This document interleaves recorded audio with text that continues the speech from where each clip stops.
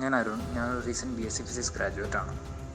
ഞാൻ ഗ്രാജുവേഷൻ കഴിഞ്ഞ് കോമ്പറ്റേറ്റീവ് എക്സാമിന് വേണ്ടി പ്രിപ്പയർ ചെയ്യുന്ന ടൈമിലായിരുന്നു IT ഫീൽഡിനെ കുറിച്ച് കൂടുതൽ അറിയാൻ സാധിച്ചതും അതിലേക്ക് ഇൻട്രസ്റ്റ് വന്നതും. അപ്പം ഒരു ബിഗിനർ എന്നുള്ള രീതിയിൽ ഏത് ഫീൽഡിൽ നിന്ന് സ്റ്റാർട്ട് ചെയ്യണം നോക്കിയപ്പോഴാണ് ഞാൻ സിസ്റ്റം അഡ്മിനിസ്ട്രേഷൻ, ക്ലൗഡ് റിലേറ്റഡ് ഫീൽഡ്സിലേക്ക് കൂടുതൽ ഫോക്കസ്ഡ് ആയത്.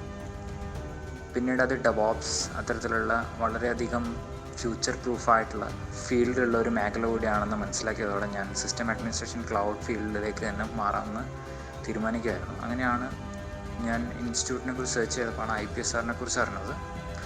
അങ്ങനെ ഞാൻ IPSRൽ RHCSA, RHCE along with ITFS കോഴ്സാണ് എടുത്തത്.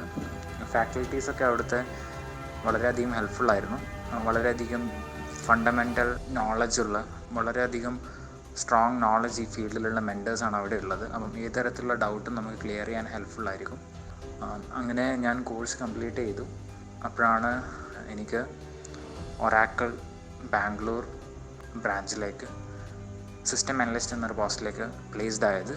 അപ്പം തീർച്ചയായും ഇവിടുത്തെ റൈറ്റ് മെൻറ്റർഷിപ്പാണ് എന്നെ ഈ ഒരു പൊസിഷനിലേക്ക് എത്താൻ ഹെൽപ്പ് ചെയ്തത്. So very much thankful to the faculties there. Thank U.